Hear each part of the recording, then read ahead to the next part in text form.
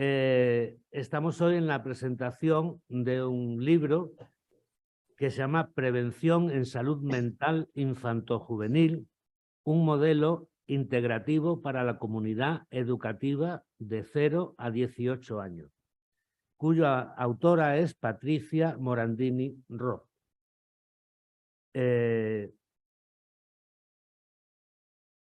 Es una presentación de la Comisión de Publicaciones y Biblioteca de la APM.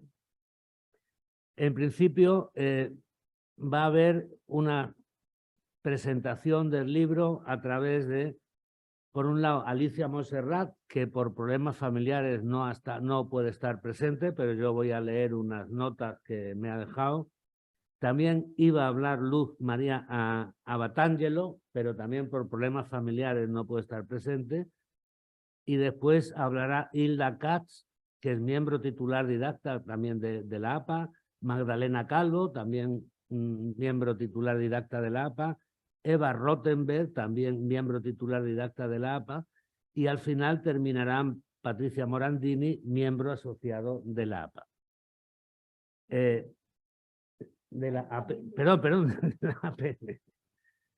APM. Bueno, pues si os parece, comienzo yo con las palabras que me ha dejado que lea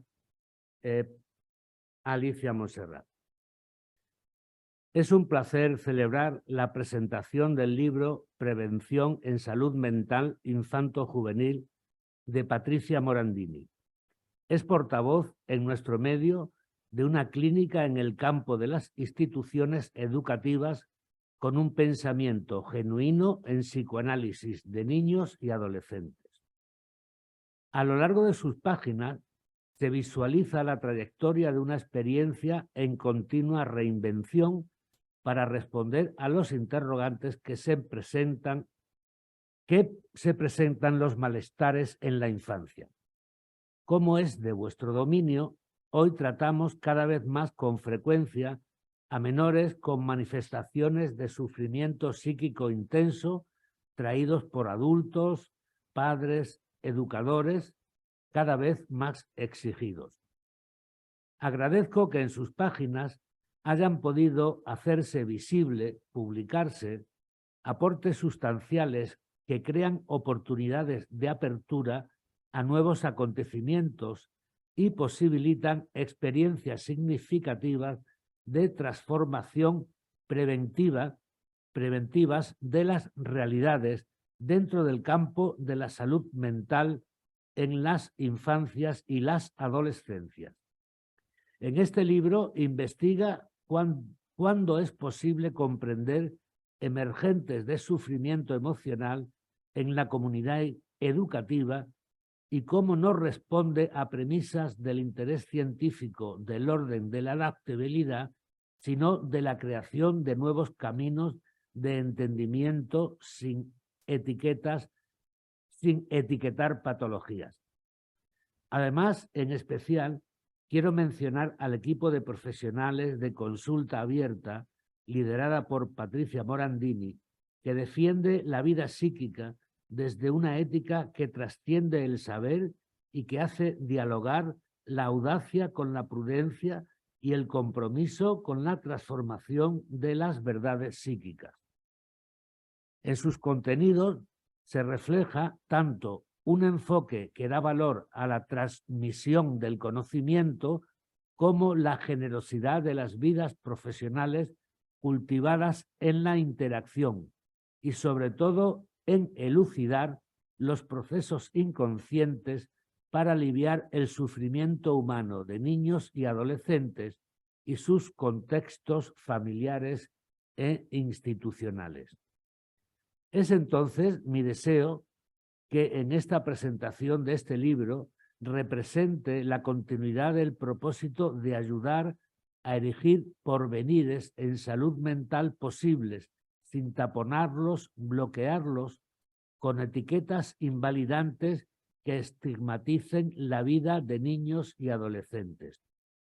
Solo me queda agradecer la labor realizada y felicitar la innegable aportación de Patricia Morandini y de su equipo con sus señas propias de identidad, construida con las claves de la creatividad y a la vez iluminada con un ejemplar abordaje psicoanalítico extensivo al campo de la educación. Gracias también a todas las colegas que comentan este libro, Malena Calvo, Hilda Katz y Eva Rottenberg, y al director Manuel Alejandre y a toda la Comisión de Publicaciones y Bibliotecas de la APM, que colabora en promover la difusión de esta herramienta indispensable para la comprensión de la prevención en la salud mental en la población infanto-juvenil. Alicia Montserrat Tillman. Bueno, entonces pasamos a escuchar a Hilda Katz.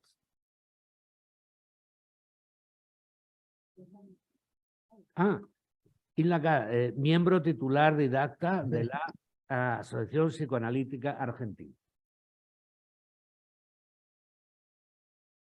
Hola. ¿Me escuchan? ¿Me escuchan bien? Sí, te damos. Bueno, muchísimas gracias por participar en este evento que creo que en realidad es un acontecimiento, ¿no? Importante, sobre todo en todo lo que tiene que ver con lo que nos preocupa, que es el psicoanálisis de niños y adolescentes, y por supuesto, si hablamos de niños y adolescentes, hablamos de familias, hablamos de adultos, hablamos, digamos, de todo el espectro a que puede aplicarse la mirada psicoanalítica. Una mirada psicoanalítica comprometida e implicada como la que puede leerse a lo largo de las páginas del libro que nos trae Patricia Morandini y sus colaboradores.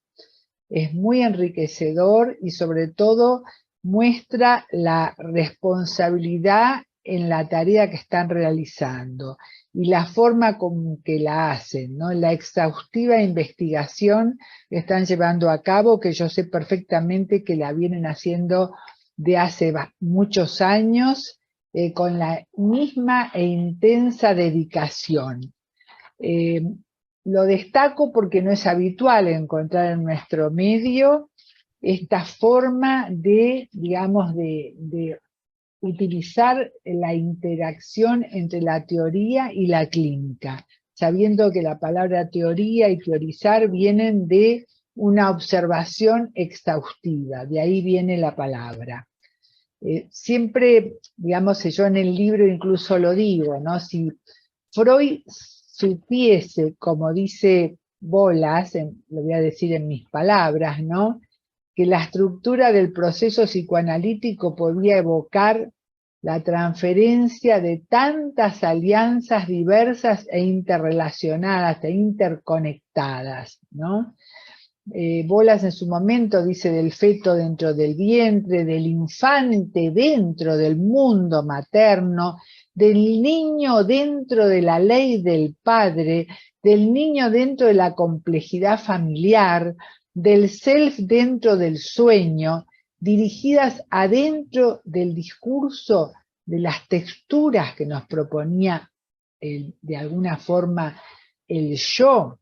¿Sabía Freud, se pregunta Bolas, la extensión y el alcance de lo que producía con la creación del espacio analítico?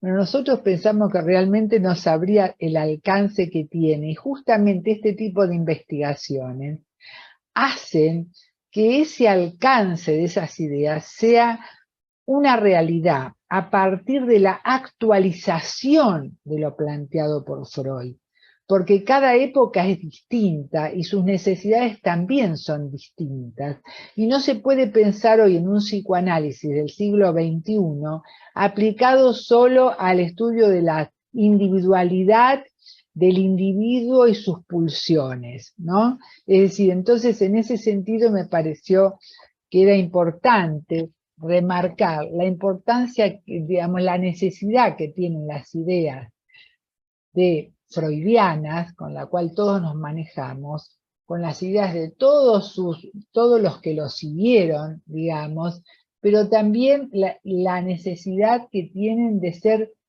trabajadas y puestas, podríamos decir, puestas en crisis permanentemente por los que seguimos, digamos, con los que seguimos trabajando desde esa mirada psicoanalítica, que no sean aceptadas como un dogma, ¿verdad? Porque si no el psicoanálisis se convierte en un dogma, como nos advertía Pontalis, sino que es algo que tiene que ser descubierto, creado e inventado siempre. Yo agregaría de acuerdo a cada época y de acuerdo a cada cultura. Y ese, digamos, es nuestro desafío. En épocas donde también el psicoanálisis, por supuesto, tiende a ser rechazado en sus versiones tradicionales. Podemos decir en que tenemos que tener en cuenta que nos hallamos ahora entre la importancia de aceptar y conocer lo que sería un psicoanálisis arqueológico de la prehistoria que en cada uno la prehistoria es la propia infancia, que conviva con un psicoanálisis transformacional, que apunta a abrir los espacios de la mente para crear pensamientos, que apunta a abrir un continente para poder tolerar el dolor psíquico, que en una época donde el dolor psíquico es mala palabra y es evitado y es rechazado y es expulsado, la capacidad de poder sentir y experimentar el dolor psíquico, ¿verdad? Aumentar esa capacidad que implica también el crecimiento mental y la evolución de la mente. Y considero que este tipo de investigaciones apuntan a eso, a lo que tiene de transformacional el psicoanálisis. No solamente lo arqueológico, que lo necesitamos, el estudio de los orígenes, etcétera, etcétera, todos los componentes primordiales que necesitamos, sino ese poder transformacional que pueda dar una respuesta abierta, una respuesta en el sentido de Bion, a todas las inquietudes de una época donde nos encontramos con una infancia y una adolescencia totalmente, podríamos decir, desprotegida, ¿no? Desvinculada, ¿no? De su entorno, ya sea el grupo familiar, la sociedad, es decir, una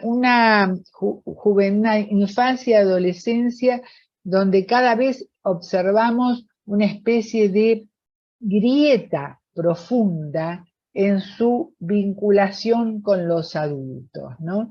¿Y qué pasa con esos adultos que además están desaparecidos en acción, como digo yo, desaparecidos de la escena de lo adulto? Por eso yo, bueno, por mi parte, he creado una palabra que es adulticidio, y que si nosotros la buscamos en el diccionario, esa palabra significa insectos para matar, insecticida para matar insectos adultos, ¿no?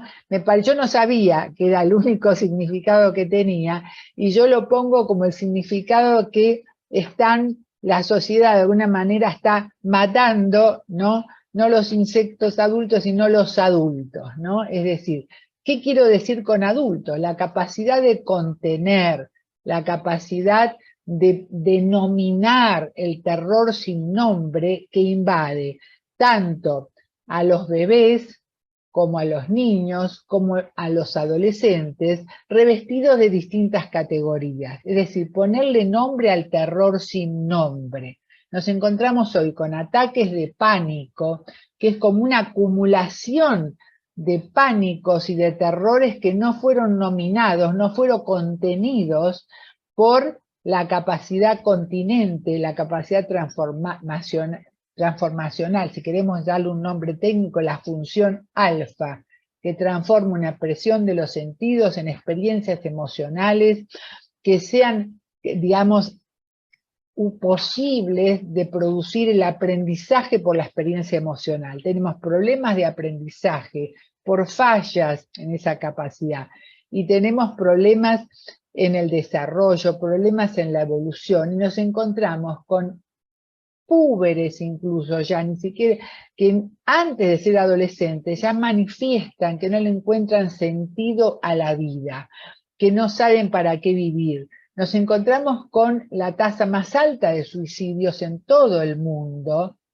que va creciendo cada vez más y a edades cada vez más tempranas, porque a mi entender, una hipótesis, es que no han encontrado adultos que hayan podido donar tiempo, donar sentido y amor estructurante en los primeros vínculos y que se mantengan en todo el proceso de la crianza. Y yo creo que esto es a lo que apunta este libro.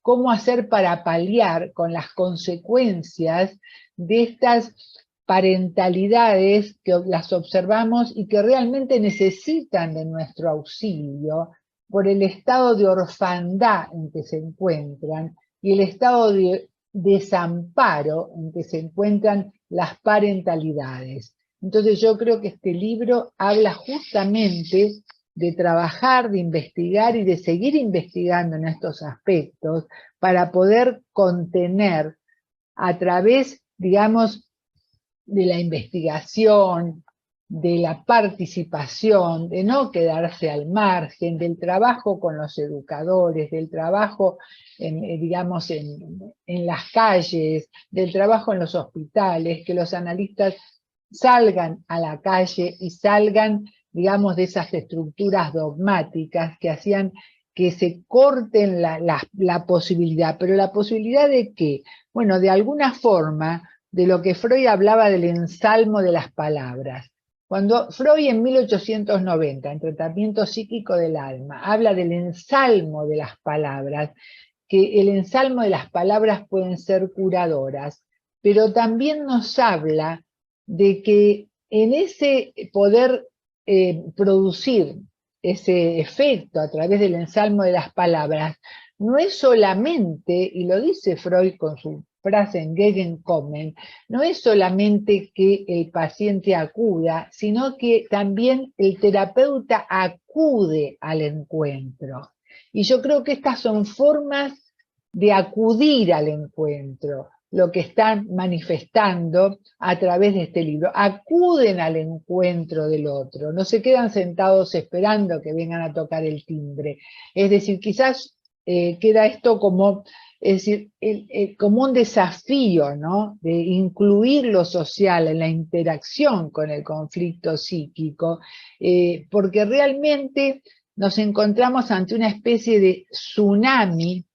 Primero fue el tsunami viral, el tsunami del cambio climático, el tsunami de la guerra que amenaza a cada momento, ¿no? El tsunami de las migraciones, que realmente produjeron las mutaciones cualitativas del presente y la necesidad que tenemos de aceptar, entender, comprender en lo posible, a veces no se puede, y acompañar los cambios de paradigmas, ¿no?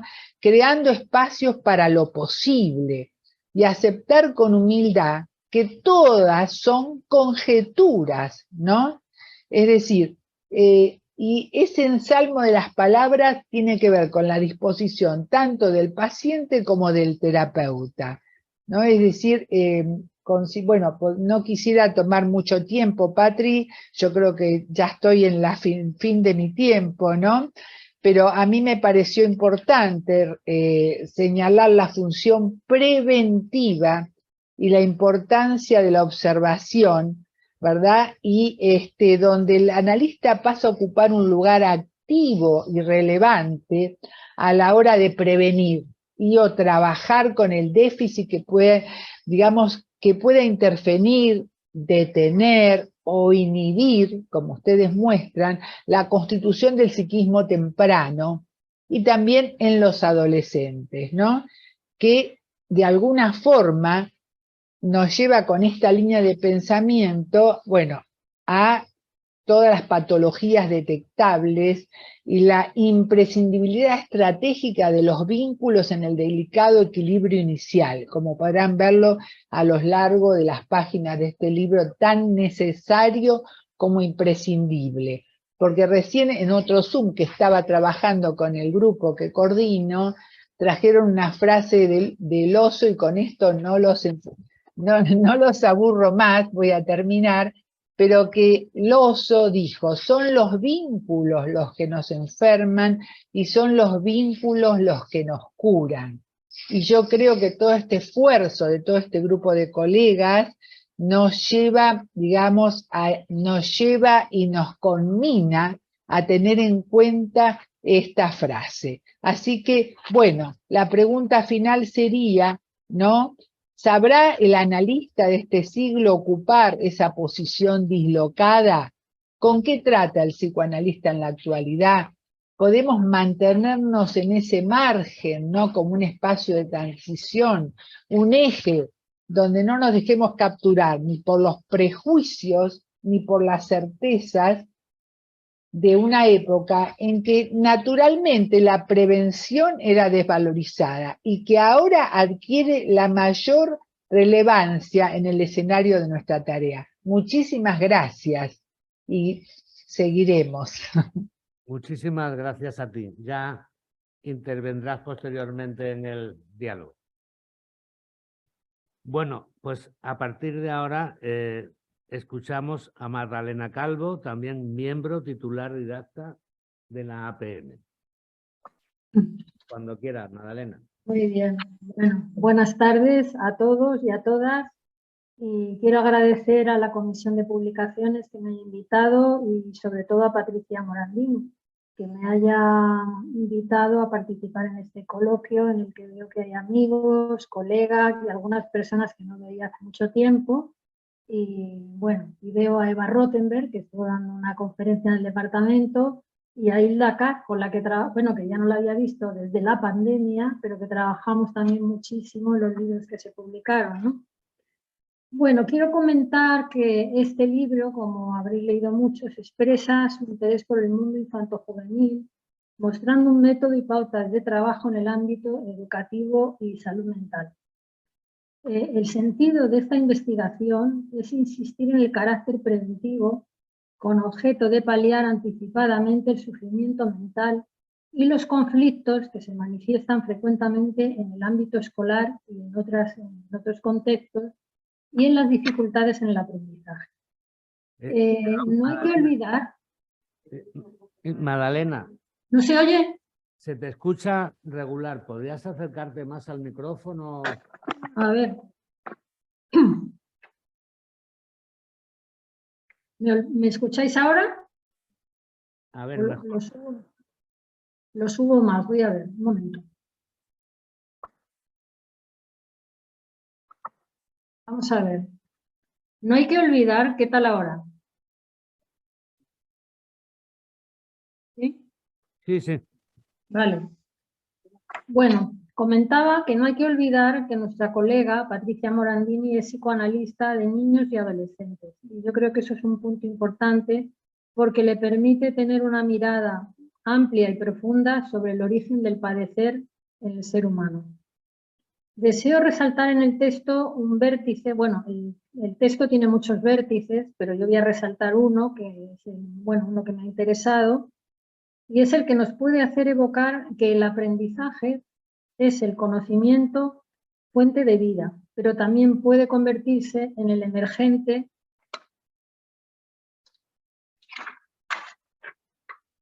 de otros conflictos y penalidades infantiles y juveniles. Así que, dando cuenta de los diversos ángulos que aborda este texto, me voy a centrar en uno que me ha parecido interesante, que es el origen del deseo de aprender y su asociación con las preguntas fundamentales sobre la existencia. ¿De dónde vengo?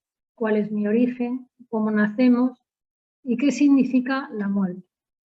Cuando estas respuestas caen en el vacío y no son sinceras por parte de los adultos o no se acomodan a la capacidad de comprensión infantil, se rompe la cadena de transmisión. En estos casos, los niños buscarán por sí mismos la respuesta debido a que la curiosidad es la base del deseo de aprender. Quiero incorporar una idea de una psicoanalista que ya murió hace mucho tiempo, Isabel Luz Uriaga, que hizo una interesante investigación sobre el no aprender como proceso activo. Y resalto la palabra no aprender, del que nos dejó interesantes reflexiones en su libro La inteligencia contra sí misma. Es decir, que ella planteó que había un caudal de energía que estaba puesta al servicio del no conocer, como si se tratase de una valencia negativa. Y comenta Luzuriaga que existe un sistema de defensa en que la inteligencia trata de destruirse a sí misma con el fin de no conocer aquellos contenidos que le resultan en extremo dolorosos. Desde nuestra praxis como psicoanalistas, observamos que los conflictos infantiles con los niños cuando llegan a la escuela se recrudecen y claman a voces en forma de fracasos en la capacidad de pensar, de entender, y en otras áreas dando lugar a actuaciones y síntomas, como muy bien señala el libro de Patricia Morandini y sus colegas, en un grito de auxilio que es emitido por los pequeños y adolescentes que frecuentes se manifiestan en el no aprendizaje activo. Y se manifiestan en forma de aburrimiento, soledad, violencia ejercida sobre otros, el acoso, diversos síntomas e incursiones en las drogas, sobreexcitación, y también resalto el uso indiscriminado de las pantallas como refugio y tendencia al aislamiento defensivo. Aunque los niños evacúen fuera de sí mismos los elementos psíquicos que no pueden metabolizar e integrar, una parte de sí mismos se orienta hacia su deseo de comprender y a que los elementos expulsados puedan ser escuchados, contenidos y transformados en palabras, historia y comprensión por parte de un adulto. Su forma de comunicación infantil y juvenil consiste a veces en despertar por identificación proyectiva en el otro fuertes sentimientos de amor, odio y desesperación. Todas estas voces de niños y adolescentes son una forma de petición inconsciente de ayuda, que en muchos casos es negada y desconectada de referentes significativos por parte de los adultos. Otro punto que me parece importante es el concepto desarrollado por Patricia Morandini, denominado protocolonización. Comenta que se coloniza mediante un diagnóstico psicopatológico con objeto de tranquilizar y erradicar la duda de los padres, maestros y profesionales, y así proveer al menor de una falsa identidad. Voy a comentar en relación a lo mencionado anteriormente, ese concepto que Patricia ha acuñado, cómo nos enfrentamos, yo diría, como a un mal colectivo, puesto que el sistema educativo, así como otras áreas profesionales de la salud, pueden facilitar la detección de conflictos, pero frecuentemente, no digo siempre, pero frecuentemente, su actitud es negar los problemas de fondo, lo latente del dolor, privilegiando las actitudes normativas en la conducta y sumisas en el aprendizaje. Esta complicidad inconsciente de los adultos, cada uno en su ámbito de aplicación y sus funciones, implica una desmentida, una pérdida de la realidad y una desconexión afectiva. Así que tendríamos que extrapolar el tema de la inteligencia contra sí misma de Luzuriaga al ámbito de los adultos y enunciarlo como un mal colectivo, basado en un rechazo a asumir la realidad por parte del entorno que rodea al niño. Este repudio, como sabemos, también se extiende al mundo interno de las personas, porque para poder pensar es necesario tolerar la frustración, la sorpresa y el malestar ante aquello, ya interno o externo, que resulte doloroso e incomprensible. Freud atribuye al pensamiento la función de buscar y proveer un medio para restringir y contener la actuación. Esta reflexión freudiana es lo contrario de lo que se manifiesta muy frecuentemente en el trabajo escolar y sanitario, que nos encontramos con una prematuridad a la hora de proceder y una intolerancia a la frustración, privilegiando el actuar sobre el pensar, y que siguiendo a Freud se aproximaría más al principio del placer.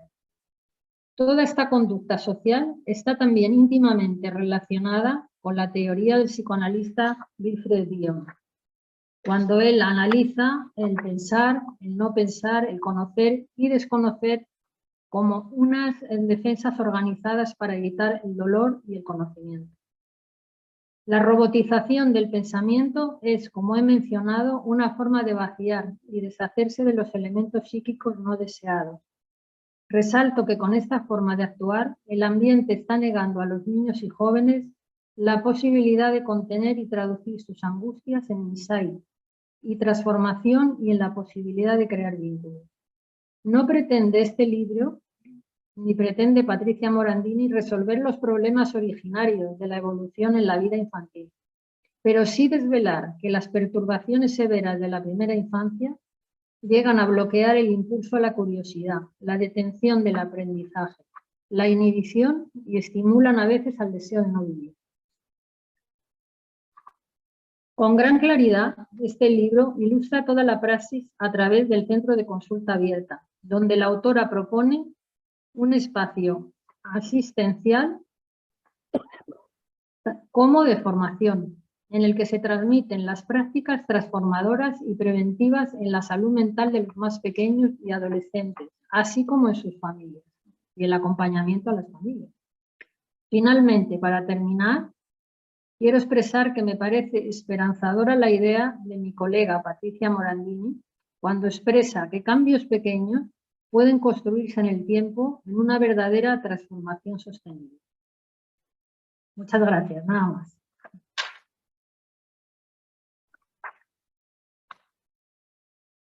Muchas gracias, Malena, por tus palabras. Pues no te digo gracias, Malena. A continuación, escucharemos a Eva Rottenberg, miembro titular didacta de la Asociación Psicoanalítica Argentina. Esta vez me he acertado con la asociación que es. Adelante, cuando quieras. Eva, desmuteate. Eva. Desmuteate el micrófono, Eva. No se escucha.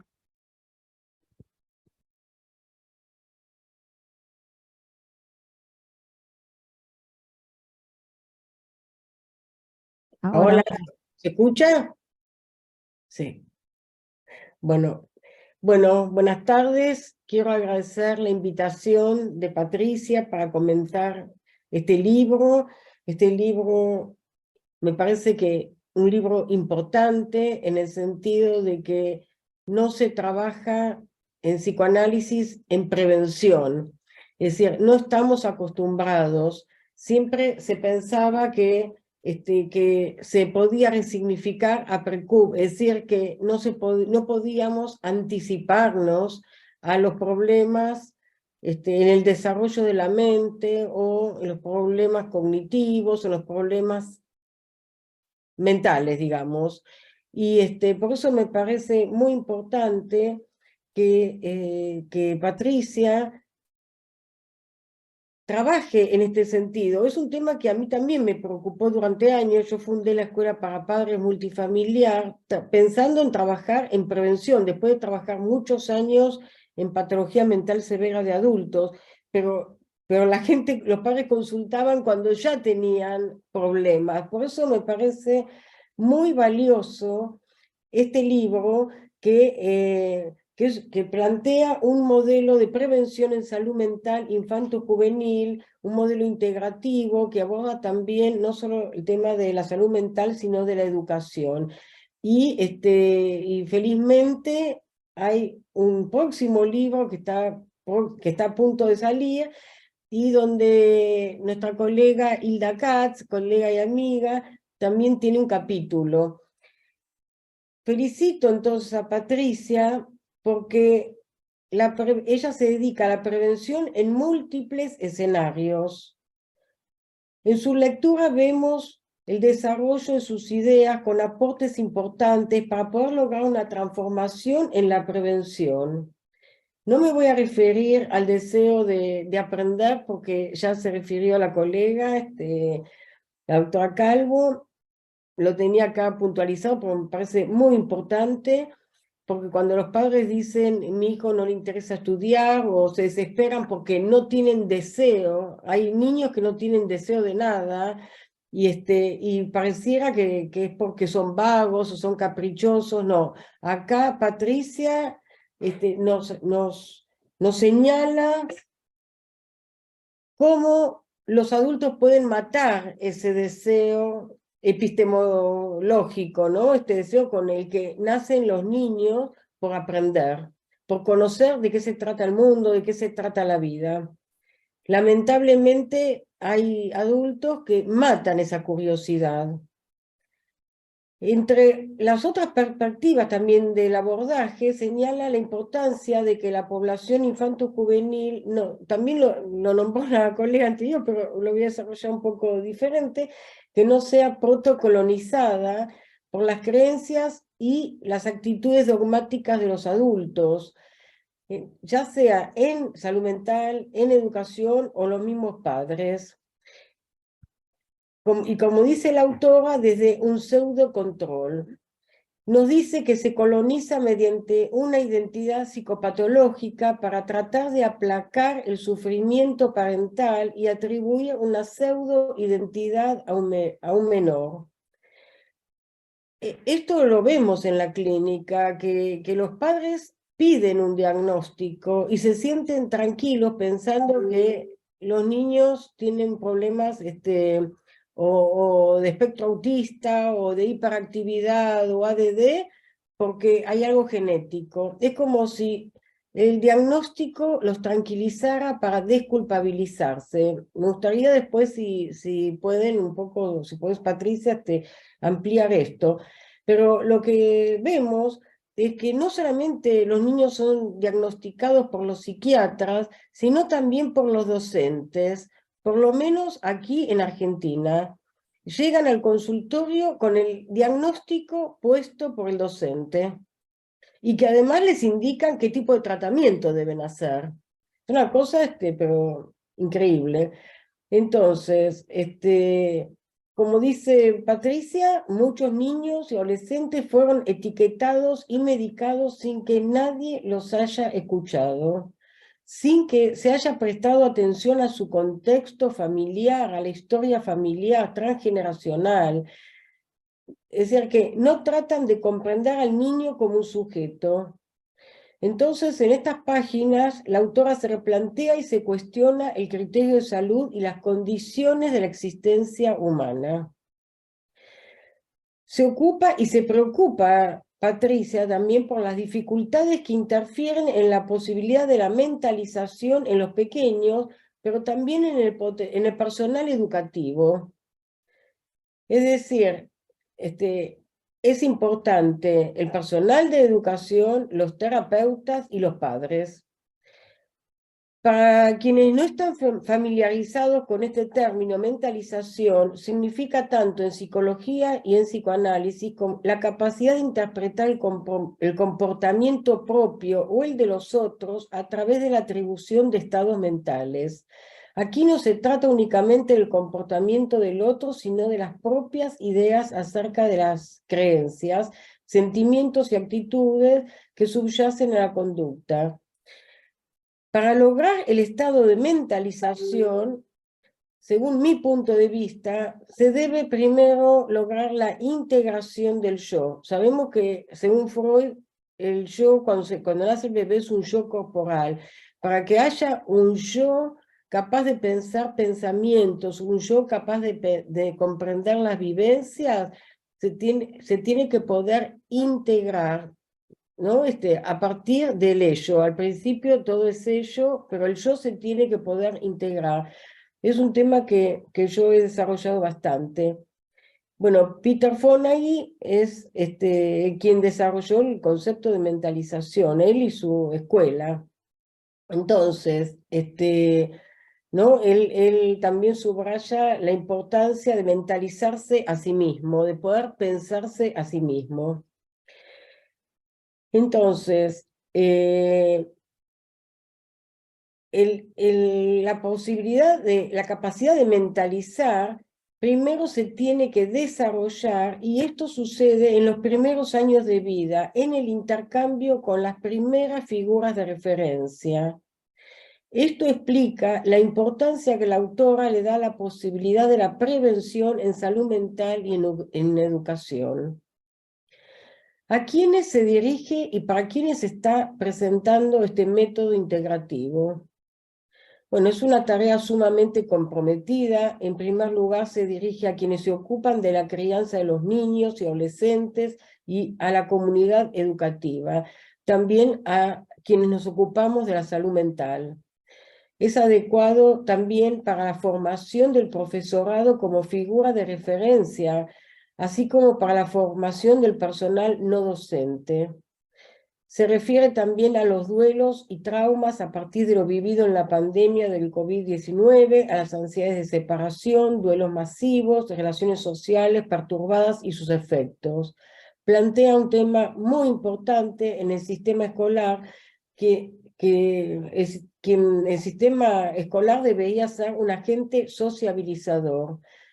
Plantea la falta de mentalización sobre los conflictos y el déficit de conciencia de vínculos promotores de la enfermedad social en el ambiente educativo. Esto me parece sumamente importante, y cuando hay congresos de educación, hay muy pocas personas que se ocupan de puntualizar estos temas. Nos resalta que en los contextos educativos se han acrecentado las reacciones de niños y adolescentes para manifestar el dolor psíquico sobre su propia existencia, desbordes, los ataques que se producen, el bullying, hay mecanismos defensivos institucionales que se observan en la institución educativa, y que son la resistencia al cambio, pero también la resistencia a poder escuchar qué sucede con los alumnos. Eso según mi experiencia. ¿Por qué? Porque no tienen herramientas para intervenir. Por eso me parece muy importante este avance, ¿no?, que hace Patricia en este libro. Dentro de los grupos escolares nos dice que se observan proyecciones masivas de diferentes descargas de violencia con efectos dominó en la mente de niños y adolescentes. Estas descargas pueden ocasionar un malestar silencioso en los alumnos que pueden estar ocultas durante años. Es decir, que acá también nos da una punta para poder pensar digamos, las crisis psicóticas en la adolescencia, que no tienen que ver solamente con la familia, sino también la escuela es muy importante. Esto es un tema que también me gustaría si se puede desarrollar, porque son temas que pasan desapercibidos. Bueno, la introducción de un constructo nuevo, nos dice, como la mentalización grupal de los escolares insertos en la comunidad educativa, es una manera de empezar a trabajar estos temas. Me interesa mucho el modelo de trabajo que denomina integrativo, que propone desde lo grupal, porque bueno, yo misma también estoy en un trabajo grupal de psicoanálisis multifamiliar desde hace años. Otro aporte de la autora son los psicodiagnósticos multidimensionales que incluyen el sufrimiento psíquico, diferenciándose de los psicodiagnósticos que solo buscan poner un nombre psicopatológico. Bueno, acá cita las aportaciones del nuevo manual de psicodiagnóstico psicodinámico, que realmente son temas muy importantes y que no se escucha tanto. Este manual está centrado en el funcionamiento psicológico y las posibles complejidades psicopatológicas que se pueden manifestar a lo largo de la vida, muy diferente al diagnóstico puntual. Otro tema importantísimo es la ayuda que aporta el proceso de mentalización al problema de la violencia escolar, el bullying, acoso y otras formas de violencia. Voy a citar a Patricia, y dice: trabajamos por un cambio en la educación, incluir la mentalización como una capacidad humana del desarrollo, dando cuenta de una necesidad ética en las aulas. La transversalidad está presente y pasa por la interacción relacional alumno-profesor y el vínculo familiar. Me parece muy importante esta mirada. Voy a decir algunas palabras sobre el capítulo de Hilda Katz, que habla del psicoanálisis como prevención, y ella plantea el desafío de incluir lo social en la interacción con el conflicto. pone el acento en las patologías de extrema gravedad, como son las del autismo y las psicosis infantiles, viendo en distintos escenarios los desencuentros con los otros significativos, como suele observarse en la psicopatología del bebé y su familia en la primera infancia. Cito al autor, cito a Hilda, de padres sordos ante las aportaciones del bebé, y ella está citando a Lebovici. Hilda postula que la función preventiva radicaría en la importancia de la observación de cómo han sido albergados o no en el útero mental materno y en el grupo familiar en los primeros estadios de la vida. El analista de este modo pasaría a ocupar un lugar activo y relevante a la hora de prevenir y o trabajar con el déficit que puedan interferir, detener o inhibir la constitución del psiquismo del bebé. Coincido con la mirada de Patricia y de Hilda, porque si hablamos de prevención, hablamos de la importancia de los vínculos, no de la genética. Es decir, por supuesto que hablamos de un bebé que nació sano, ¿no? Por supuesto, porque la genética existe, pero los mismos neurocientíficos le dan importancia a lo epigenético. Esta semana Hilda y yo presentamos en un panel, yo presenté la articulación entre la neurociencia que comprueba las puntualizaciones psicoanalíticas y lo que yo he denominado las funciones parentales ampliadas, necesarias para el desarrollo de la mente. Adultos que no ejercen las funciones parentales ampliadas o porque no lo han vivido o porque están en un estado mental de alienación o con un falso self, no pueden desarrollar, no pueden apoyar al niño en el proceso de mentalización. Bueno, la verdad que recomiendo la lectura para todos aquellos psicoanalistas que trabajamos en salud mental en la infancia, pero también para otras áreas, para educadores, para docentes, para enfermeros, para asistentes sociales, para musicoterapeutas, para todos aquellos que trabajan en la infancia. Bueno, una felicitación. Ya, pues muchísimas gracias. Muchísimas gracias, Eva. Y ahora quedan las palabras de la autora, que nos va a presentar su libro. Ya.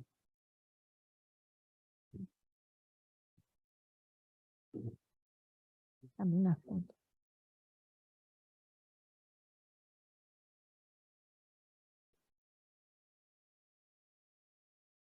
Buenas tardes a todos los presentes que nos acompañan. Agradezco en especial a los colegas que han comentado mi libro, una presentación entrañable. También agradezco la participación del coordinador de la Comisión de Publicaciones, a Luis. Agradezco al director Manuel Alejandré y a la APM que colabora en promover la difusión de este nuevo método de la prevención en salud mental infanto-juvenil.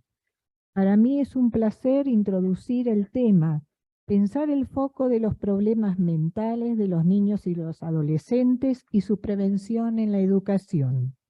Podemos pensar en las diferencias que podemos tener entre todos sobre este tema tan poco trabajado en las infancias y en las adolescencias en el marco educativo. Como decía Freud, que yo siempre le doy una sacada de punta, ¿no?, a sus escritos. En la epicrisis del caso Hans, sucede que un psicoanálisis no es una indagación científica libre de tendencia, sino una intervención terapéutica. En sí no quiere probar nada, sino solo cambiar algo. Surge el planteo de qué es la prevención. La escucha clínica de niños y adolescentes graves en instituciones educativas con una multifactorialidad grupal que muchas veces aumenta u omite el malestar por sus interrelaciones recíprocas, generando otros malestares y otros conflictos o déficits que impide o detiene el desarrollo, incluyendo sufrimientos impensados. No es fácil ampliar el campo en estos planteos para la educación y la institución educativa, pero es una necesidad pensar, traer la función reflexiva o mentalización grupal en las aulas para generar algo nuevo o cambiar algo, como lo comentaba Freud en 1909. ¿Es posible la prevención en la educación con postulados psicoanalíticos? Hoy la educación está en emergencia. Innumerables antecedentes dificultosos y silenciosos grupales en la escuela se combinan para activar enfermedades infantojuveniles sociales impensadas hace unas décadas. Sabemos muy poco sobre los efectos del cuidado no parental en la educación. Para los niños y los adolescentes, estas cuestiones tienen una repercusión familiar, social y educativa. Y lo más importante, una repercusión en el desarrollo psíquico y la integración del yo. Trabajar en la prevención secundaria, allí donde la institución puede ser marco continente, puede ser también un campo, puede ser también un puente intertransdisciplinar. La prevención primaria es un objetivo para anticiparse a las complicaciones y a la contención del mal institucional y del malestar institucional educativo. Trabajamos para un cambio en la educación. Incluir la mentalización como una capacidad humana del desarrollo, dando cuenta de una necesidad ética en las aulas. La transversalidad está presente y pasa por la interacción relacional, alumno-profesor y el vínculo familiar.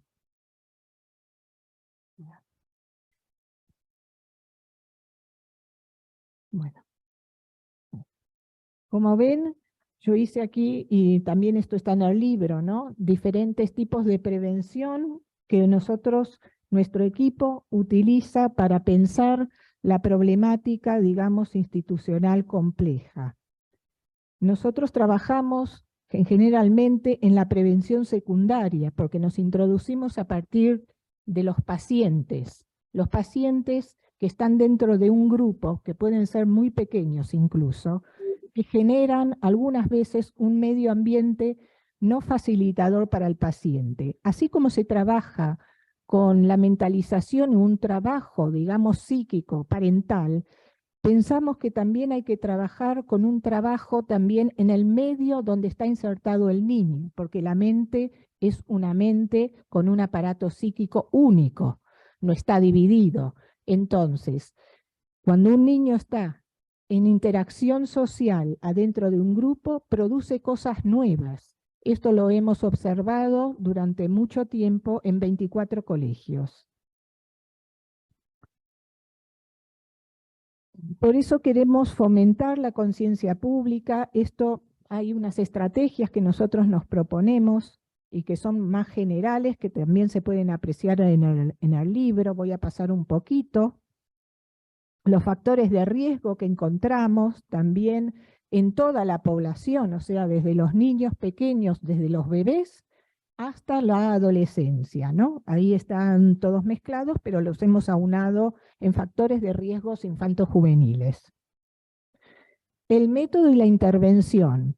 Esto es ya una cuestión que hemos visto en el grupo todos los viernes, que pensamos el método, cómo ampliar el método. Ahora justamente se ha unido una colega de Murcia, la doctora María José Rodado, para trabajar también y pensar qué les pasa a los adolescentes cuando salen del marco hospitalario y cómo hacen esa transición al marco educativo, porque no hay programas que puedan contener a estos adolescentes. Entonces algunas veces se produce, reincidencias, los pacientes no tienen una adecuada contención, no hay un programa diferenciado para cada uno o en grupos pequeños. Entonces esto vimos que era un problema bastante importante en estas etapas, ya que los ingresos en los hospitales de esta etapa de la adolescencia son bastante bastante, se han acrecentado en estos momentos. Nosotros pensamos que este libro, que en realidad iba a ser como un trípode calendario, porque aquí están algunas integrantes también del equipo, y se podía utilizar como para tenerlo en la mesa del educador, para cuando hace sus asambleas o sus reuniones, trabajar la mentalización de cada cual y en grupo en particular. O sea que el tutor, si tiene su formación adecuada, puede llegar a tratar de que el grupo comience a mentalizar, a intercambiar entre ellos, individualmente, en subgrupos o en grupos. Por ejemplo, un caso práctico de intervención psicosocial educativa, que esto lo hemos incluido ahora que va a salir la segunda edición, ¿no? Con también el capítulo de María José, que es un gran aporte, como todos los demás, el de Hilda, y el prólogo que hizo Alicia. Nos pareció que había que diseñar un caso práctico como para dar un ejemplo de cómo se puede trabajar en el aula. Y por ejemplo, hemos traído el caso el ejemplo 2 que figura en el libro, hemos tomado un ejemplo de cada nivel de enseñanza, o sea, preescolar, primaria con los varios niveles, y secundaria, bachillerato. Entonces hemos diseñado un diseño, ¿no? Cómo se interviene en el grupo. Por ejemplo, para que es el ejemplo número 2, que era un segundo grado muy complejo, como señala el libro, ¿no? Que lo hemos redactado, digamos, de una forma muy, muy sintética. Había muchos niñitos con una complejidad de malestar bastante intensa, más o menos. Nosotros calculamos que hay entre un 25 y un 30% de alumnos que tienen un malestar mental dentro de la clase, y esto hace una producción que no es la suma de los estados mentales, sino que algunas veces surgen cosas impensadas, y por eso yo creo que este método, por ejemplo, para este grupo, fue bastante satisfactorio. Primero hay una fase 1, que es una escucha activa, como pueden ver, del motivo del conflicto con todos los integrantes del grupo. En la fase 2 hay una observación y escucha del grupo de clase en recreos, o sea que nosotros, por ejemplo, vamos de a 4 o de a 5 personas y nos instalamos en las observaciones de clase, recreo. Algunas veces se hace observación en la puerta de los baños para tomar la escucha, ¿no? Y la dinámica grupal con los conflictos que van apareciendo, los pasillos y el comedor. En la fase 3 se administran diferentes técnicas grupales. Aquí me faltó una cosa que, bueno, se recoge la observación y la escucha de diferentes clases, con diferentes profesores, incluso con los especiales, algunas veces con educación física o con cualquier otra asignatura. Se administran diferentes técnicas grupales según lo específico del grupo, según lo específico de la institución. O sea que la institución la tratamos como si fuese una sumatoria compleja como un paciente. Tiene su especificidad. No hay un colegio igual que otro. Entonces tenemos que realmente escuchar y tratar de verificar o conocer qué conflictos y déficit y cuál es el pedido de la demanda. Entonces, por ejemplo, en este caso, que era un segundo grado con niños de 7 años, hicimos que dibujen en una hoja el plano de la clase, los escritorios de sus compañeros, que le pongan nombre y que coloreen los escritorios con rojo y azul. El rojo significaba que algo les incomodaba, y el azul que, digamos, se sentían cómodos. Y que expliquen los argumentos de qué piensan y qué sienten que pasa, qué les pasa a ellos y qué les pasa a sus compañeros. Así hicimos también con el plano del patio de recreo. Ubícate dónde estás, con quién juegas y qué es lo que crees que está pasando. Después recogemos todos esos datos, ¿no? Los alumnos nos conocen. Es más, cuando entramos, algunas veces hay un pedido de ayuda urgente.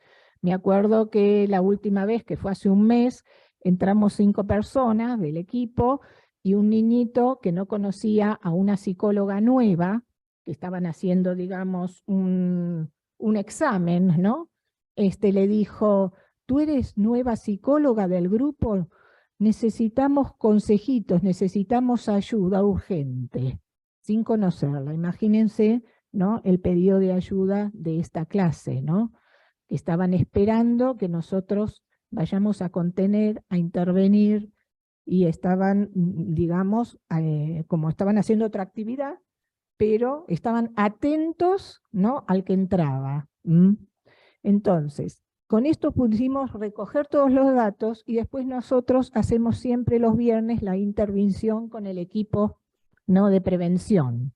Volcamos todos los datos, las diferentes escuchas que todos han hecho y tratamos, ¿no?, de planificar, primero de pensar, reflexionar con propuestas mentalizadoras y después hacemos una devolución, tanto al grupo de orientación, al tutor, en particular al grupo de alumnos, o incluso algunas veces ha participado las directoras pedagógicas generales de los colegios. Algunas veces hay que volver a reiniciar la fase 2, ¿no? Volver a hacer la observación. Nosotros estamos 3, 4 horas, o sea que es un trabajo para observar grupos grandes, una persona sola no lo puede hacer, ¿no?, sino que tenemos que ser varios. Bueno, trabajamos la mentalización grupal e individual porque pensamos que es una capacidad del desarrollo humano.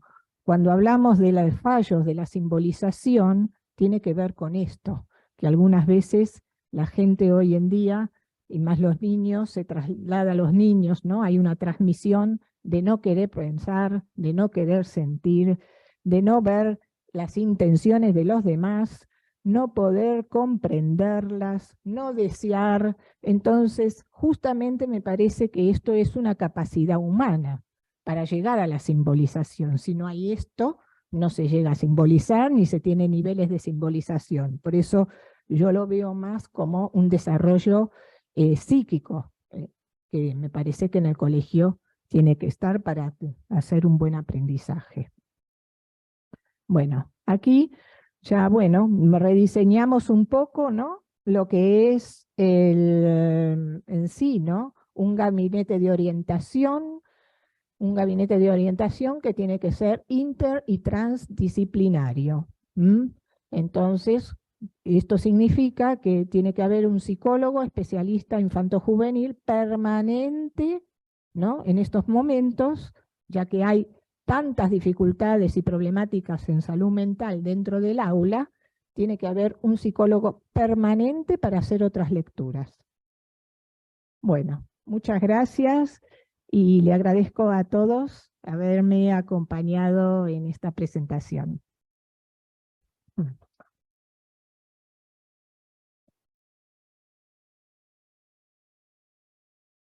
Pues muchas gracias, Patricia.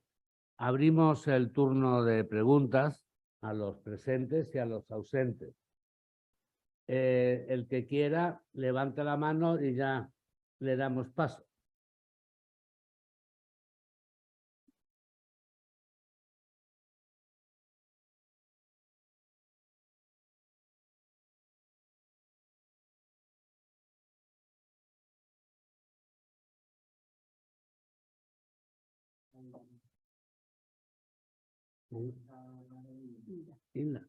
Pues adelante.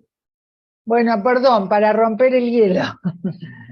Pero ante todo, nuevamente, ¿no?, quería agradecer a Patricia Morandini, a todo el equipo por poder participar en este proyecto que lo considero tan necesario e importante. Y que me encuentro con muchas caras conocidas. Ahí está Jesús María de Apena. ¿Qué tal, Jesús? Y sobre todo, bueno, quería un detallecito, ¿no?, que Magdalena habló de Isabel Luzuriaga y de la inteligencia contra sí misma, que guió muchísimo mucho mi trabajo. En principio porque era mi supervisora. Y segundo, porque en ese libro ella pone en práctica, y no sé si fue ella o Bion primero, no sé cuál de los dos, pero el tema del ataque al vínculo y al poder vinculante de la mente para poder producir pensamientos, para poder albergar pensamientos, no producirlos, porque los pensamientos ya estaban, según Bion, y para poder pensar y habilitar el aprendizaje por la experiencia, que el aprendizaje siempre es por experiencia emocional. Y me conmovió muchísimo que la nombrara, sigue siendo un gran referente para mí. Ella, Isabel Calvo, no sé si tenés algo que ver con Isabel Calvo, una psicóloga maravillosa que tuvimos acá, las hermanas Calvo, en la Universidad de Buenos Aires, y que justamente trabajaban todo esto que seguimos, ¿no? Seguimos su camino trabajándolo, y que justamente Isabel siempre me decía, ¿no? Que la inteligencia se ataca a sí misma, porque saber es saber sobre las primeras experiencias emocionales, y cuando esas fueron muy traumáticas, no se quiere saber nada, y la mente se vacía, ¿no? Entonces te agradezco muchísimo, Magdalena. Yo hoy no la nombré a Isabel, me sentía culpable, y te agradezco mucho que la hayas traído a esta escena tan necesaria. Y a todos, muchas gracias. Gracias a ti.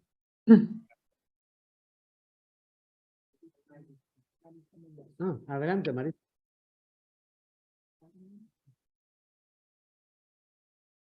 Marisa. No se te oye, Marisa. Ya pongo la cosa. Bueno, Patricia, yo fundamentalmente lo que quiero es felicitarte, porque me parece que es un trabajo tan importante y en este momento me parece que tan necesario, porque verdaderamente cada vez sentimos más, incluso podemos pensar qué es lo que pasa con nuestros hijos, qué pasa con realmente, qué es lo que está pasando, que verdaderamente viven en este momento una situación tan tremenda, podríamos decir, con tantas dificultades en los mismos ambientes donde están y que deberían de ser facilitadores. La escuela debería ser un ambiente facilitador, la familia un ambiente facilitador, y por el contrario, en este momento se han convertido en lugares de verdadera dificultad para vivir, para experimentar y para continuar desarrollándose el pensamiento, desarrollándose el amor, desarrollándose la relación.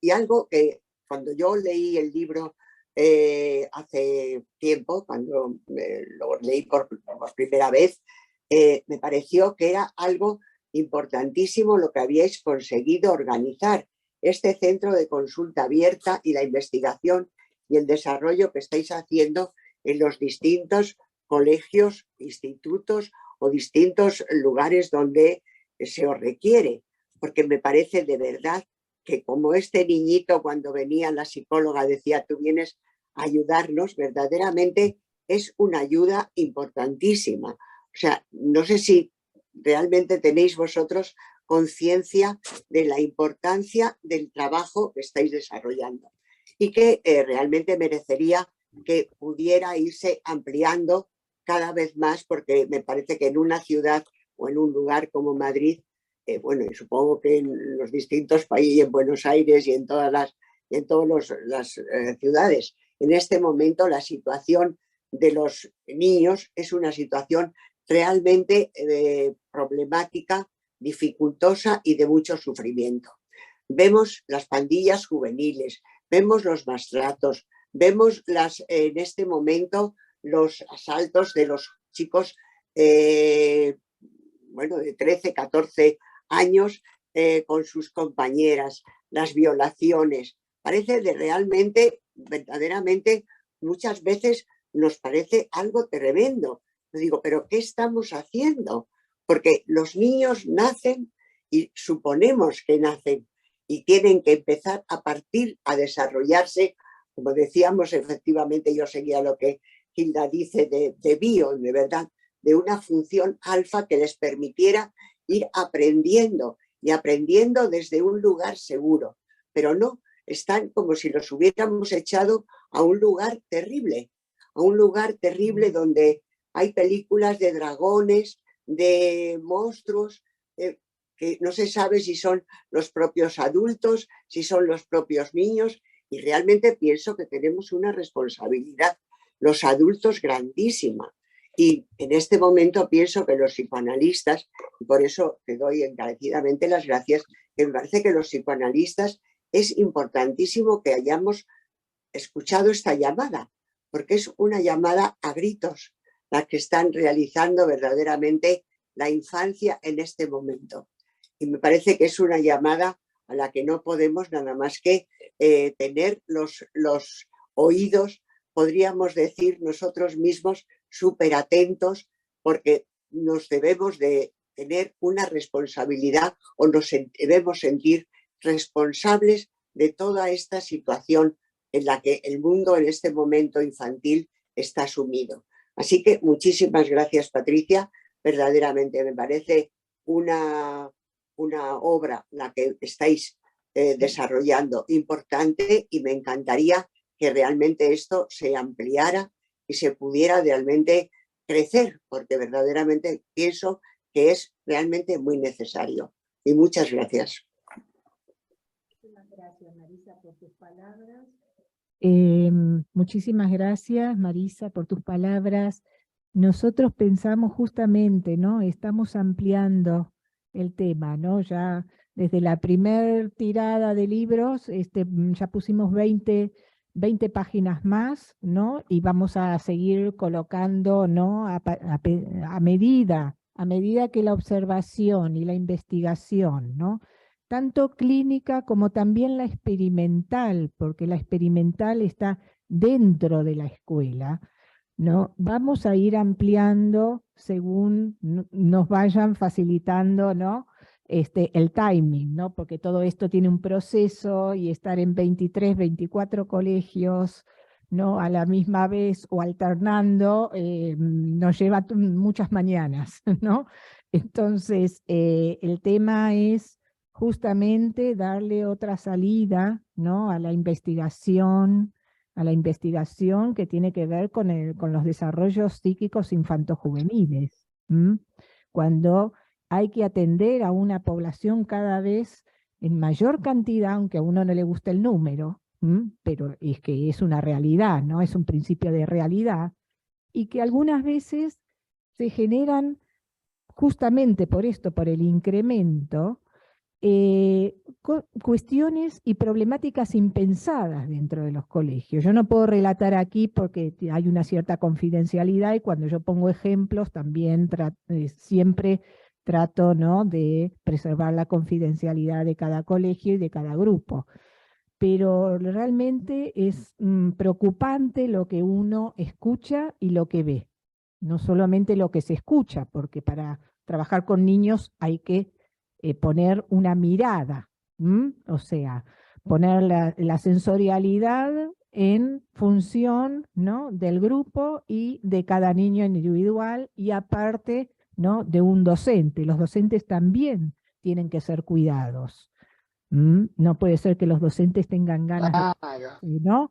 su baja, porque no pueden con una clase de niños de 7 años. Entonces, esto también es preocupante, la buena o no salud de los docentes, y que todo no tienen por qué soportar. Ellos están para algo, pero ahora se necesita otra cosa, ¿no? Ampliar, digamos, esto que yo llamo la capacidad de reflexión en el aula, ¿no? La mentalización y poder pensar, poder sentir, poder hacer otro tipo de desarrollo dentro del aprendizaje. Porque, por supuesto, yo coincido con Luzuriaga y me encanta que hay mecanismos defensivos bastante exclusivos para provocar la no inteligencia.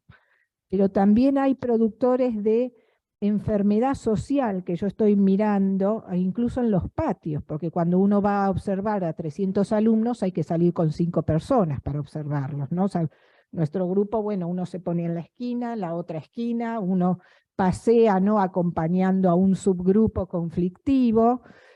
Bueno, hay que poner otro tipo de dispositivo en lo social, y me parece que justamente, ¿no?, después de más de 100 años, ¿no?, de los escritos sociales de Freud, yo creo que hay que revalorizarlos, pensarlos y aplicarlos, ¿no?, con otras miradas, desde incluir a Pichon Rivière con los grupos operativos, Ulloa, que trabajó muchísimo, ¿no?, en las instituciones, que tiene libros importantes. Entonces, todo esto, ¿no?, hace una complejidad de mirada y de factores que es difícil enumerar aquí, ¿no? Nosotros hicimos como una síntesis porque digamos, esa primera edición fue para los docentes. Incluso hay docentes que ya lo tienen, ¿no? Entonces, esto es como, bueno, comenzar una andadura que es difícil, no es fácil, pero bueno, yo agradezco a la APM que pueda ser portavoz de algún método nuevo para pensar los malestares infantojuveniles dentro del marco educativo, que algunas veces son otros, que no es lo mismo lo familiar que lo educativo, pero sí hay una interrelación ahí, ¿no? Así que te agradezco, lo vamos a seguir, voy a seguir tu consejo, Marisa, ¿no?, de seguir ampliando. Gracias.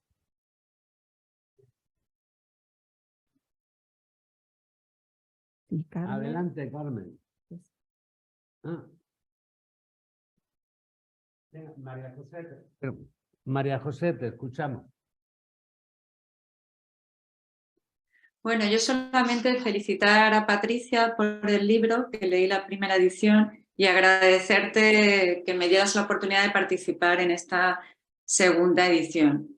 Y bueno, creo que es un material muy valioso el de tu libro, porque yo vengo trabajando desde hace muchos años en infantil, y aunque siempre me he interesado por la prevención, siempre he tenido que trabajar con pacientes graves. Y establecer esta comunicación con las escuelas y cuidar al docente, y también darle al docente algunas herramientas para poder entender a los niños, porque yo creo que ellos se sienten como muy impotentes, al igual que los padres, porque yo creo que al igual que trabajamos con los padres, porque se sienten impotentes ante el malestar del niño, también es muy importante trabajar con los docentes. Entonces, bueno, felicitarte, porque la verdad es que me parece que es muy importante introducir la prevención, porque la gravedad de los trastornos de hoy en día yo creo que el Estado no puede abarcar con los recursos existentes, no puede, vamos, abordar todo el malestar, si no hacemos mayor hincapié en la prevención. Solamente eso. Gracias, María José. Un gran aporte el tuyo, que bueno, puede ser un modelo también, ¿no?, para otras zonas, no solamente de Murcia, ¿no?, sino de otras comunidades españolas y para otros territorios afuera, como la Argentina o como América Latina. Te agradezco tu aporte. Gracias. No sé si me toca a mí. Carmen, sí. habíamos nombrado Carmen. Sí, vale, de acuerdo. Pues muchas gracias. Y gracias a esta bomba que acabo de leer de intervención en la escuela. Yo llevo muchos años interviniendo en una escuela, aprovechando los conocimientos psicoanalíticos, y me ha parecido súper interesante que dediquéis tantísimo esfuerzo a esa intervención. Yo quería preguntaros un poco, porque a lo largo de toda mi historia, ¿no?, en un colegio donde podía trabajar con los profesores, porque estaba en esa línea, ¿no?, de que para que hubiera salud mental los adultos tenían que también tener esa posibilidad, ¿no?, de ser atendidos. Yo lo que me he encontrado es una evolución hacia una mayor resistencia hacia el conocimiento de profesionales, y por lo que te he oído tenéis muy buena aceptación, colaboran, Y otra de las cosas que me sorprende es porque los profesionales de la enseñanza ahora van desbordados de cantidad. Entonces, que consigáis tiempo de reuniones para hacer devoluciones, ¿eso cómo lo habéis conseguido? Porque me parece algo en estos momentos tan difícil. Y por eso quería decir las dos cosas. Por un lado, que está Google, ahora buscan ellos toda la información en muchas situaciones y saben igual, y porque tú lo digas, pues este niño no es lo que tú dices, ¿no? O sea, no está pasando esto. Ese cuestionamiento, ¿no?, de una autoridad de conocimiento y dentro de una sociedad más narcisista, ¿no?, de que cada uno sabe todo. Y por otro lado, este aspecto tan interesante de que habéis conseguido captar esa atención y tener esa respuesta tan positiva. Me interesaría muchísimo también expandirlo en Valencia. Así que vamos a ir viendo a ver cómo se puede hacer. Bueno, Gracias. muchísimas gracias. Todas las instituciones tienen resistencias al comienzo, ¿no? No quieren ver nada. Lo que pasa es que es como hay muchos pacientes con resistencias muy intensas, ¿no? Hay que llevar y trabajar y esperar el timing, ¿no? Entonces nos introducimos, hay, como se dice, ¿no?, un modelo, ¿no?, de cómo uno se introduce en una institución educativa, por supuesto. Ya lo vamos a ir pensando y redescribiendo, ¿no?, en otro capítulo. Ahora pusimos un poco, ¿no?, lo que es el método, ¿no?, que nos parecía una cosa bastante importante. Pero seguimos investigando y ya lo vamos en su momento, el año que viene, porque cada 6 meses no podemos hacer un libro, pero el año que viene supongo que va a haber otras cosas, ya metidos con la investigación en la universidad también. En infanto-juvenil, ¿no?, en los másteres de clínica infanto-juvenil. Porque aquí han trabajado, y tengo que decir la verdad, han trabajado alumnos, ¿no?, para pensar esto. Entonces son los alumnos que también se cuestionaban ciertas cosas y agradezco un montón la participación de ellos, tanto de la Universidad Europea como en su momento la Universidad Nacional de Distancia, en el máster de Psicología General Sanitaria y en el máster de Clínica Infantil y Juvenil de la Europea. Entonces ellos mismos fueron pensando en los talleres, fueron muchas horas de pensamiento, de bibliografía, en psicoanálisis, en técnicas, de grupos. Son muchas horas para pensar un modelo. Y le debo agradecer también a ellos que han contribuido a pensar, a hacer las actas, y bueno, hay algunos que están nombrados en el libro, ¿no? Pues gracias. Jesús. Después. No, Jesús. Después.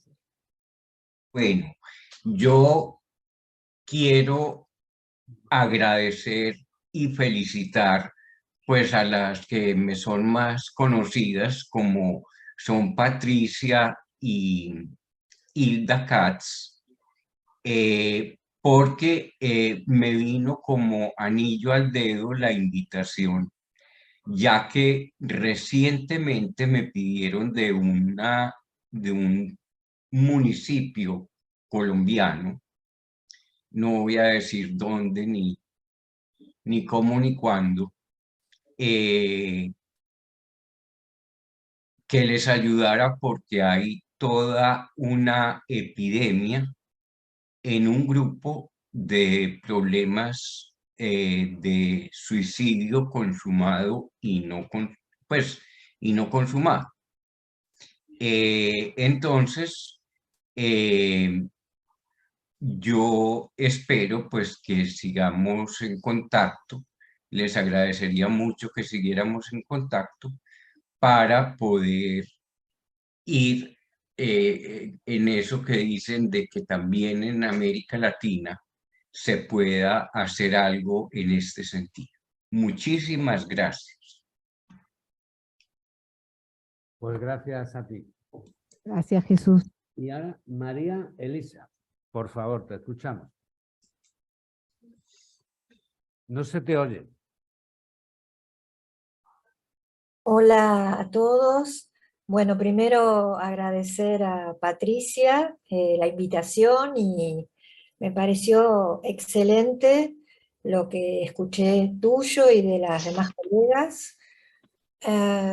Yo no sé si lo sabés, pero trabajé muchos años en educación y soy profesora de nivel inicial y en un momento trabajé muchos años también en especial. Y en educación especial, justamente, he visto cosas que me han abrumado de esto, de los bullying, de chicos que no eran coordinados ni saber cómo hacer los docentes con ellos. Y yo fui, hace muchos años te estoy hablando, porque hace 10 años que me jubilé, así que te estoy hablando de años, empezar a armar asambleas, ¿no?, en las escuelas. Lo hicimos con las compañeras del equipo en discapacitados auditivos, Mañasco, también en escuelas de recuperación, también en otros lugares. Un momentito, que espere. Sí, que espere, por favor. Me llegó una paciente, pero bueno, todo esto llevó a un aprendizaje así muy grande, porque bueno, yo sabía de las asambleas, pero en las escuelas no, y los directores casi no las querían saber nada, y los maestros menos.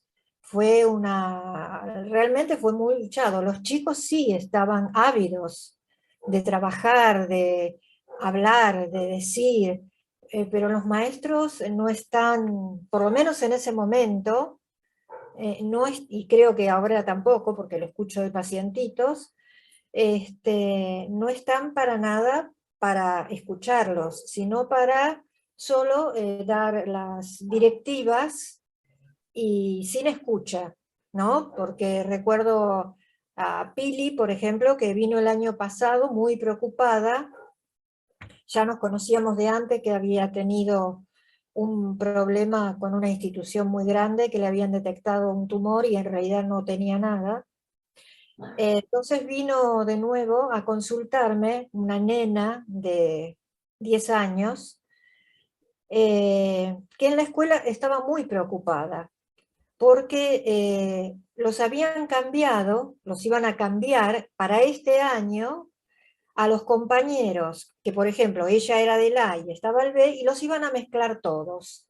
Y era el último año, este es su último año, y estaba muy angustiada con este cambio porque nadie les daba respuesta.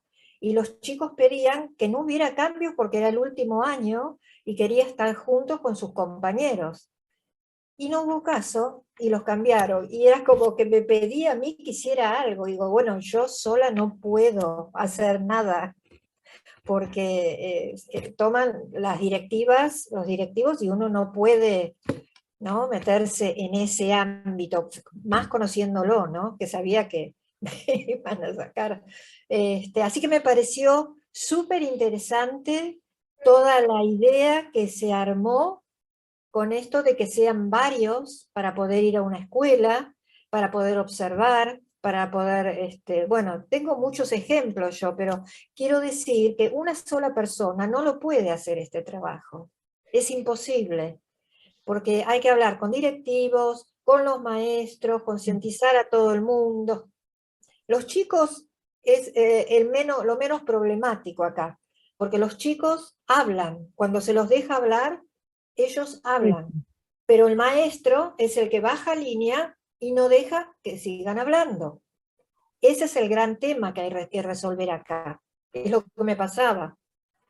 El maestro tiene una bajada de línea muy distinta con los que uno va como analista, y entonces duraban poco las asambleas, ¿sí? Esa fue mi experiencia, lamentablemente. Bueno, así que en buena hora, Patricia, por haber escrito esto.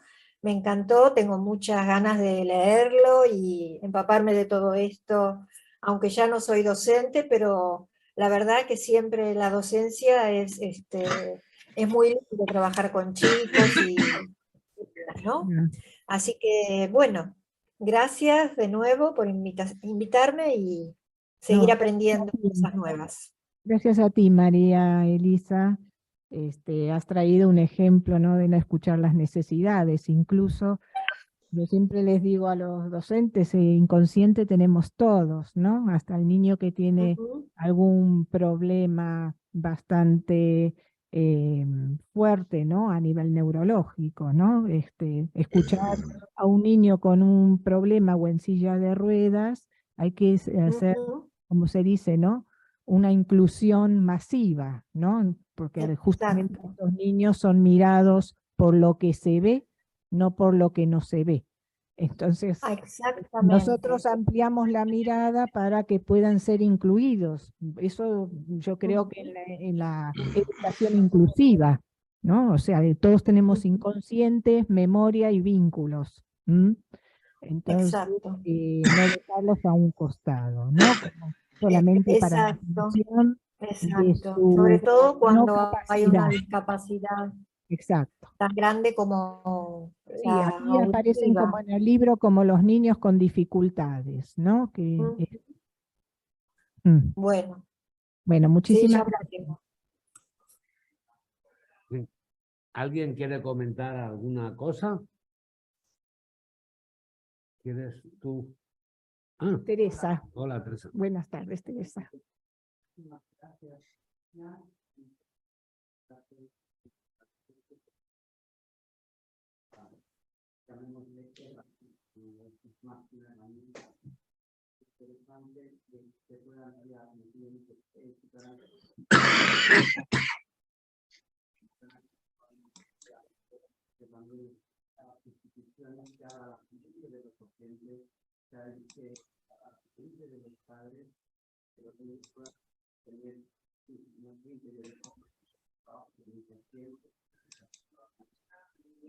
Le llame lo que sea, ¿no? Si se me oye igual. Sí. Entonces, me ha parecido muy interesante también, además de todo lo que expones y toda esta novedad de investigación, el tema de prevención.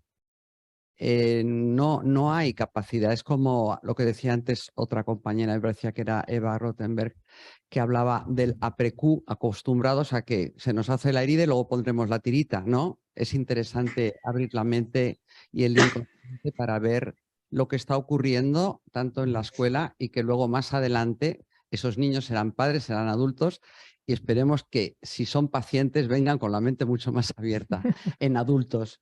En cualquier caso, no quiero extenderme ya por todo el tiempo y no puedo añadir más de todo lo que han comentado tanto nuestros compañeros en Argentina, encantada de conocerles, y de otros compañeros aquí en España. Y a ti, pues, darte la enhorabuena y encantada de seguir recibiendo todo lo que nos ayudas. Buenas tardes. Muchísimas gracias, Teresa. Muchísimas gracias por tus palabras. Bueno, yo encantada de poder haber transmitido, ¿no? El comienzo, bueno, no es un comienzo, sí lo he escrito, pero el método ya lleva funcionando unos años, ¿no? Antes de la pandemia hemos comenzado, por eso fue la idea algunas veces de invitar, ¿no? Puntualmente, vinieron Hilda Katz, Eva Rothenberg, ¿no?, a los grupos de talleres de prevención mental. Estuvo Alicia Montserrat trabajando 2 años constantemente, todos los sábados. Ali hoy no pudo estar aquí, pero también fue el tema, digamos, una ideadora del armado, ¿no? Grupal. Y me parece que lo social es muy importante en estos momentos, ver a un niño o a un adolescente en otro contexto que no sea el familiar, porque eso también produce malestares impensados para nosotros. No solamente es la familia, sino el contexto donde está insertado. Así que, bueno, es tarea nuestra seguir investigando, lo estamos haciendo, y bueno, ya van a tener, digamos, a lo mejor otros encuentros futuros. Por ahora nos quedamos aquí y tratamos de ampliar en todo lo que se pueda esta mirada, porque así me parece que vamos a atender y me parece que vamos a proyectar una responsabilidad social que tenemos todos, ¿no? Entonces, bueno, ha sido un gusto tener a las colegas de APA, que siempre estamos juntas, y las colegas aquí de Madrid. A Malena te doy las gracias por haber intervenido y leer el libro, como también le doy las gracias a mi grupo del taller de prevención, que tantos años están juntos, son exalumnos universitarios que se interesan por el psicoanálisis y por las cosas, ¿no? Y las cuestiones y dispositivos nuevos, y poder ampliar la mirada.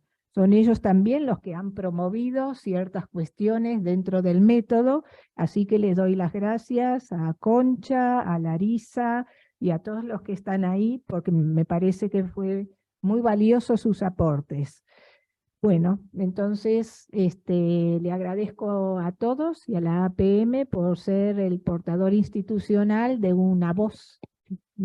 Así que hasta pronto. Muchas gracias. Un aplauso. Muchas gracias. Muchas gracias realmente a todos los queridos colegas. Muchas gracias. Saludos a todos.